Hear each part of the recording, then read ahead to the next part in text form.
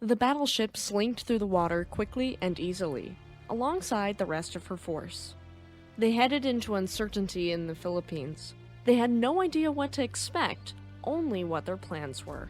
Though what was entirely certain was that whoever was victorious in Leyte would win the war in the Pacific.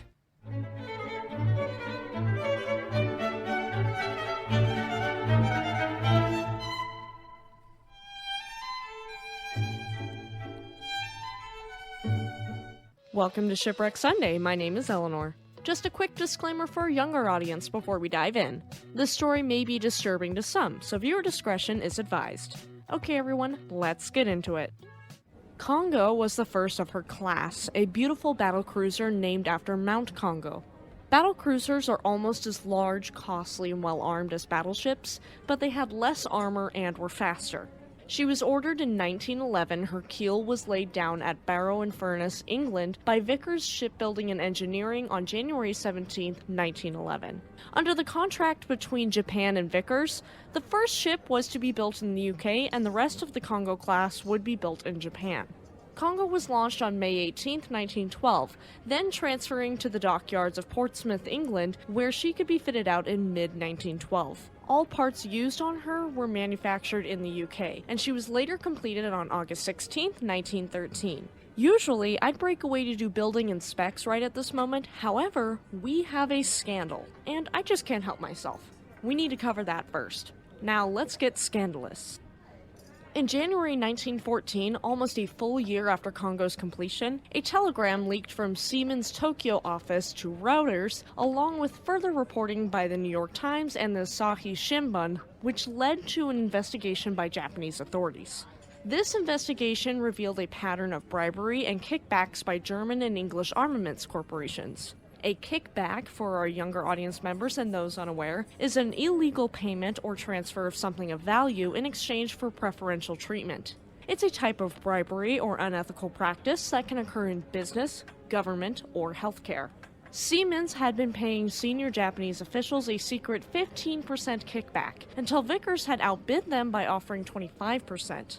Vickers paid 210,000 yen to Admiral Fuji of the Imperial Japanese Navy procurement in 1911 and 1912, and 40,000 yen to Vice Admiral Matsumoto Kazu, relating to obtaining the contract for building none other than Kongo. Kazu was court-martialed in May 1914, fined 400,000 yen, and sentenced to 3 years in prison. It was a bad look for the Japanese as well as the English and German proprietors. And the consequences went all the way to the top of the food chain. As a result of the Siemens-Vickers scandal revolving around the contracts to build Kongo, the government of Prime Minister Yamato resigned March 23, 1914. Senior executives of the Mitsui Corporation, partners of Vickers, also resigned. Big yikes. Now that we've gotten scandalous so early on, we can look at her building and specs. Kongo displaced 36,600 long tons, and she was 728 feet 4 inches long, had a beam of 101 feet 8 inches wide, and a draft of 31 feet 10 inches deep. Her average complement consisted of 1,360 officers and enlisted. As for propulsion, she was equipped with steam turbines that turned 4 propeller shafts, capable of speeds up to 30 knots. Next, we'll look at her armament, which is just a fancy way of saying her guns. In 1913, as a battlecruiser, her armament looked different than the end of World War II. In 1913, and for 95% of her career, she had 8 14-inch naval guns in 4 sets of 2, 16 6-inch 50-caliber naval guns, 8 3-inch naval guns, and 4 1/4-inch machine guns. In 1944, after a refit, she'd have 8 14-inch naval guns still in 4 sets of 2, 8 6-inch naval guns, 12 5-inch naval guns in 6 sets of 2, and 122 25mm Type 96 anti-aircraft autocannons in 15 sets of 3, 8 sets of 2, and 40 sets of individuals. To say she was stacked to the teeth with guns would be an underestimate. Let's look at her armor. As a battle cruiser, Kongo's armors were fairly thin in comparison to other battleships. She had a 6 to 8 inch main armor belt around the waterline, and her deck plating ranged from 1 inch to 1.5 inches to 2 3/4 inches thick depending upon the area of the deck. She had a 9-inch barbette armor protecting the ammunition to her main guns, as well as turret armor consisting of 10-inch turret faces and 9-inch plating over the sides and rear. She was fast, strong, and everything a battlecruiser should be. And we hope this video is beyond your expectations. If you're enjoying this video, leave me a like, subscribe to the channel for more content, and let me know down in the comments section below. Okay friends, let's get into her career. From 1913 to 1929, she would serve as a battlecruiser.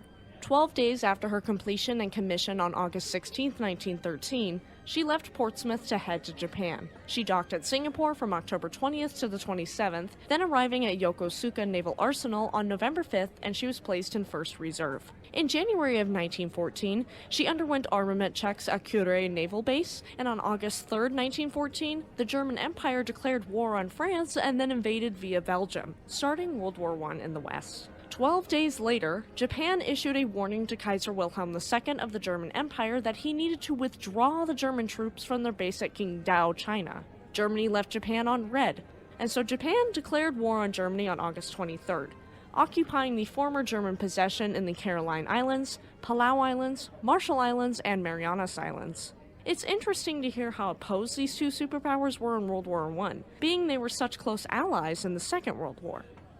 During this time, Kongo was deployed to the Central Pacific to patrol the sea lines of communication of the German Empire. She'd returned to Yokosuka on September 12, 1914, then being assigned to the 1st Battleship Division a month later. In October, Kongo and her new sister ship Hiei sortied off the Chinese coast in support of Japanese army units during the siege of Tsingtao. After this, she returned to Sasebo Naval Base to have searchlights installed. On October 3, 1915, Kongo and Hiei would participate in the sinking of the old Imperator Nikolai I as a practice target, a Russian pre-dreadnought captured in 1905 during the Russo-Japanese War that had served in the Imperial Japanese Navy.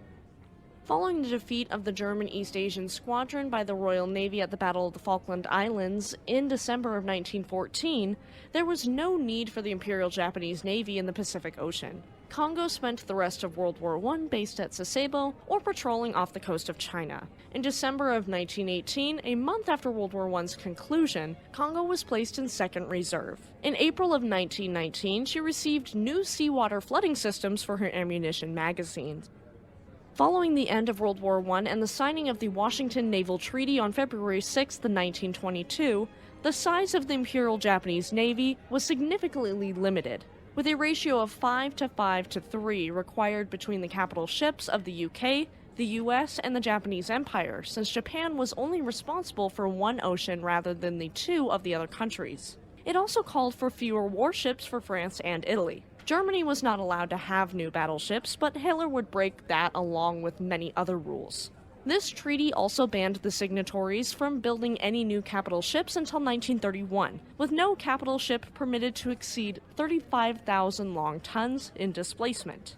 As long as new additions did not exceed 3,000 tons of displacement, the existing capital ships could be improved and upgraded with anti-torpedo bulges and armored main decks. By the time the Washington Treaty was fully implemented in Japan, only 3 classes of World War I type capital ships remained active: the Issei-class battleships, the Kongo-class battlecruisers, and the Fuso-class battleships. In 1927, Kongo underwent major modifications to her superstructure, rebuilding it into the pagoda mast style to accommodate the growing number of fire control systems for her main guns. In May of 1928, her steering equipment was upgraded, and then she was placed in reserve to prepare for major modifications and reconstruction that would last from 1929 to 1931. Due to the Washington Treaty preventing the construction of new capital ships until 1931, Japan decided to upgrade their World War I battleships and battlecruisers. Beginning in September of 1929, Kongo underwent extensive modernization and modification in dry dock at Yokosuka Naval Arsenal. Anti-torpedo bulges, horizontal armor near her ammunition magazines, and a remodel to accommodate Type 90 Model 0 float planes was added, though no catapult for the airplanes. All of her 36 Yarrow boilers were replaced with 16 newer boilers, and Brown Curtis direct drive turbines were installed. Her forward funnel was removed and the second was enlarged and lengthened. The modifications to her hull increased her armor weight from 6,502 to 10,313 long tons. directly violating the terms of the Washington Naval Treaty. Keep this in mind for a little bit later.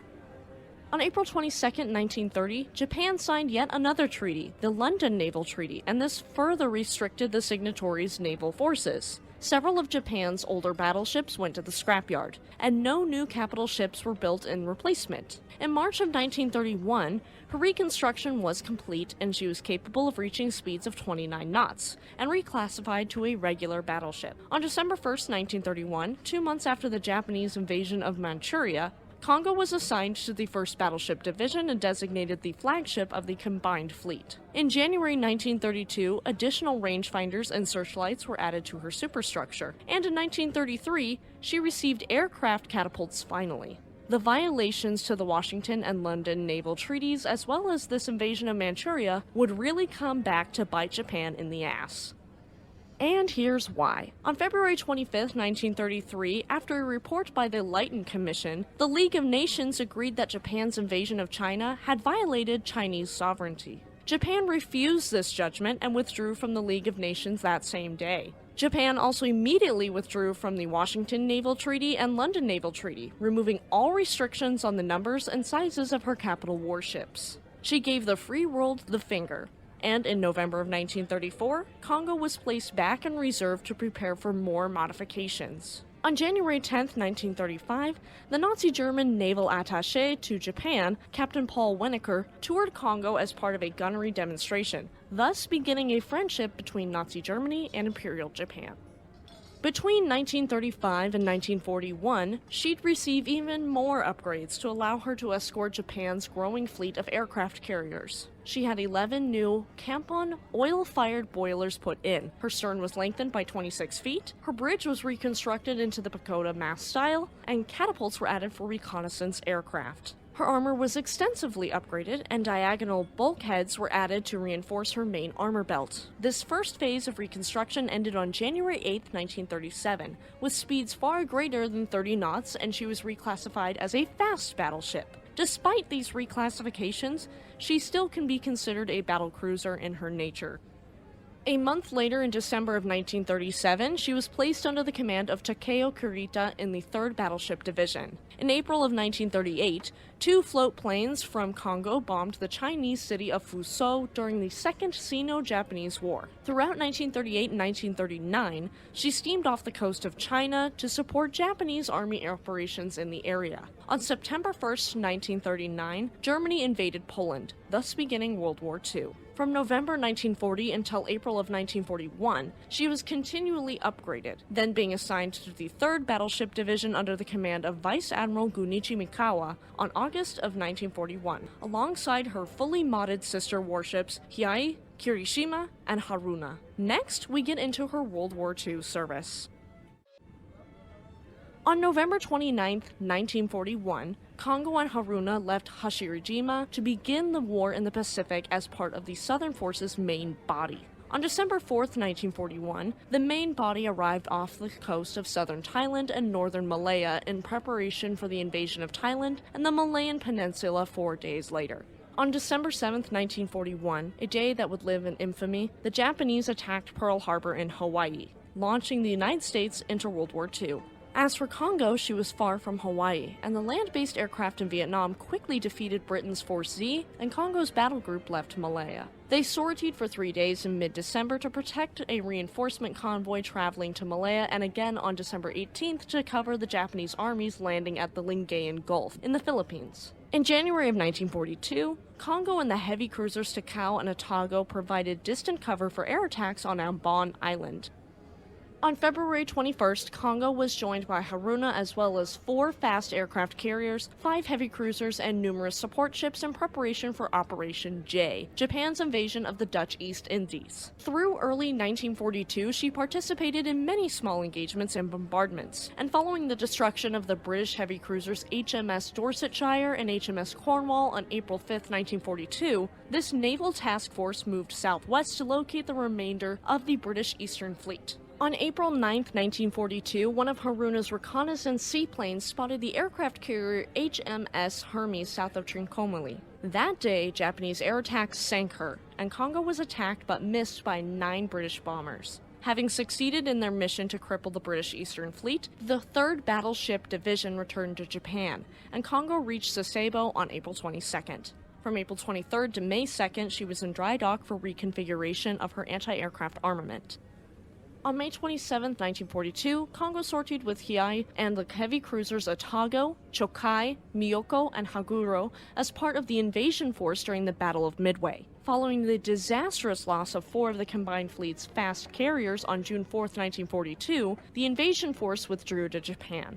On July 14th, she was now the flagship of the 3rd Battleship Division, and in September, after receiving surface detection radar and additional rangefinders, she embarked with her sisters, 3 carriers and numerous smaller warships, in response to the U.S. Marines' amphibious landing on Guadalcanal in the Solomon Islands. On September 20th, this task force was ordered back to Truk Naval Base. In order to reinforce Japanese troops on Guadalcanal following the Battle of Cape Esperance, Haruna and Kongo, along with 1 light cruiser and 9 destroyers, were sent to bombard the American air base at Henderson Field. Because of their speed, the battleships were able to attack the airfield and withdraw before American air attack could respond. The bombardment was the most successful Japanese battleship action of the war, heavily damaging both runways, destroying almost all of the Marines' aviation fuel here, and destroyed or damaged 48 of the Marines' 90 warplanes, killing 41 Marines in the process. A large Japanese troop and supply convoy reached Guadalcanal the next day as a result. During the Battle of the Santa Cruz Islands on October 26, 1942, Kongō was attacked by 4 Grumman TBF Avenger torpedo bombers, but she was not hit. In mid-November, she and other warships provided distant cover for the unsuccessful mission by the Imperial Japanese Navy to bombard Henderson Field again and deliver more Army reinforcements to Guadalcanal. On November 15, 1942, after the Japanese defeat and sinking of Hiei and Kirishima during the naval battle of Guadalcanal, the 3rd Battleship Division returned to Truk, where they remained for the rest of 1942. During 1943, she did not engage any enemy targets and floated between bases at distant cover for many different operations, though her guns were silent. On May 22, 1943, the task force arrived in Yokosuka, where it was joined by an additional 3 fleet carriers and 2 light cruisers. They were disbanded when Attu fell to the U.S. Army before necessary preparations for a counterattack were finished. She left Truk for Japan on December 16, 1943, and Kongo arrived at Sasebo for refits and training in the Inland Sea. Kongo may have been dormant in 1943, but our patrons and YouTube members are loud and proud. This episode couldn't be possible without our amazing YouTube members and patrons. Thank you all so much. If you'd like to have some awesome perks like episodes a full day in advance, join our YouTube memberships today. Alright, it's time to get into 1944 and her final days of service. In January of 1944, Kongo was dry docked for reconfiguration of her anti-aircraft suite. The 3rd Battleship Division departed Kure on March 8, 1944, and arrived at Linga on March 14, 1944. She then departed on May 11th for Tawi-Tawi, arriving there on May 14th to link up with Kurita's Force C. On June 13th, Ozawa's mobile fleet left Tawi-Tawi for the Mariana Islands. During the Battle of the Philippine Sea, Kongo escorted Japanese fast carriers and remained undamaged in counterattacks from U.S. carrier aircraft on June 20th, 1944. When she returned to Japan, she had more guns added for a total of 122 anti-aircraft guns. Next, we get into her part of the Battle of Leyte Gulf. If you wanted to hear more about that in depth, check out Friday's episode on the Battle of Leyte Gulf. In October of 1944, Kongo left Linga in preparation for Shogo 1, Japan's counterattack during the Battle of Leyte Gulf, the largest naval engagement in history. On October 24, 1944, Kongo was left unscathed from several near misses from American carrier aircraft during the Battle of the Sibuyan Sea. On October 25th at the Battle off Shamar, Kongo, as part of Admiral Kurita's center force alongside the battleship Yamato, engaged the U.S. 7th Fleet's Taffy 3, a battle group of escort carriers and destroyers. Kongo targeted several destroyers, but had no luck in hitting them during the beginning of the battle. However, she did score a hit with her main battery to the bridge of the destroyer USS Hull. We do need to note something because I'm sure some of you who are familiar with Kongo are scratching your heads right now. For the longest time, it was believed that Kongo scored 3 hits with her 14-inch guns on the destroyer USS Johnston shortly after this valiant destroyer crippled the heavy cruiser Kumano. This was severe damage that took Johnston down to 17 knots and took out all but 2 of her 5-inch guns, and according to the state of disarray at her wreck site, split her in 2 and sank her a couple of hours later while under fire from a Japanese destroyer line. However, Japanese records show that Kongo was blinded by a rain squall and unable to engage enemy ships at the time Johnston was hit. But battleship Yamato claimed numerous hits on a US, quote, cruiser, and this could possibly be Johnston since the timelines of these 2 events line up perfectly. Kongo, in all reality of the situation, failed to hit Johnston even once, let alone 3 times. Kongo instead turned her attention to the escort carrier Gambier Bay, claiming a hit with her main battery. However, the same hit was also claimed by Yamato, which is widely agreed upon to have scored this hit because she had the shorter range and correct firing angle, and Yamato would be given this credit by the Japanese Admiralty. Poor Kongo just can't get the time of day. However, we do know for certain that Kongo did score multiple hits on USS Hull and USS Heermann, heavily contributing to the sinking of the Hull. At 9:12 a.m., she sank USS Samuel B. Roberts, a destroyer escort and the deepest found shipwreck ever at a depth of 22,621 feet. After a ferocious defensive action from Taffy 3 that not only sank 3 Japanese cruisers, but also led Kurita to believe this was Halsey's 3rd fleet about to corner them all and annihilate them, he elected to withdraw, ending the battle, and they retreated. While retreating, Kongo was damaged from 5 near misses from attacking aircraft. The fleet arrived at Brunei on October 28th after the Battle of Leyte Gulf. Though she'd survived Leyte, she would not survive much longer. On November 16, 1944, after an American air raid on Brunei, Kongo, along with Yamato, Nagato, and the rest of the First Fleet departed Brunei, heading for Kure in preparation for a major reorganization of the fleet and battle repairs. On November 20th, they entered the Formosa Strait, and shortly after midnight on November 21st, the submarine USS Sea Lion made radar contact with the fleet at 44,000 yards. USS Sea Lion got into position at 2:45 a.m., firing 6 bow torpedoes at Kongo, followed by 3 stern torpedoes at Nagato at 3 a.m. 1 minute after the first salvo was launched, 2 of the torpedoes hit Kongo on the port side, and a 3rd sank the destroyer Urakaze with all hands. These 2 torpedo hits flooded 2 of Kongo's boiler rooms, but she was still able to make 16 knots at the moment. By 5 a.m., she was reduced to 11 knots, and was given permission to break away from the fleet and head to the port of Keelung in Formosa along with 2 escorts, the destroyers Hamakaze and Isokaze. Within 15 short minutes after detaching from the main force, Kongo was listing 45 degrees to port and flooding uncontrollably. At 5:18 a.m., she lost all power, and finally the order to abandon ship was given. At 5:24, while the evacuation was underway, the forward 14-inch magazine exploded, splitting the ship, and she sank quickly, taking over 1,200 with her, including the commander of the 3rd Battleship Division and her captain. She's believed to have sunk in 350 feet of water approximately 55 nautical miles northwest of Keelung, though her wreck is still not located yet, so we don't know for sure. She was one of only 3 British-built battleships sunk by submarine attack during World War II. The other 2 were the British Revenge-class battleship HMS Royal Oak and the Queen Elizabeth-class battleship HMS Barham. But she was the only Japanese battleship sunk by a submarine during World War II. Kongo was a beautiful battlecruiser and battleship that is not as renowned as Yamato or Musashi, but still had a lasting impact on history as a whole. All of these years later, her sinking is still debated and questioned, and until we find her wreckage, we may never know exactly what happened. If you liked that story and wanted to hear something similar, check out our World War II Warships playlist in the cards. Next week, we get into the story of RMS Taylor, an ironclad clipper that sank on her maiden voyage and was owned by the White Star Line before Thomas Ismay bought the company. Thank you for tuning into Shipwreck Sunday, have a great week, and we'll see you next time.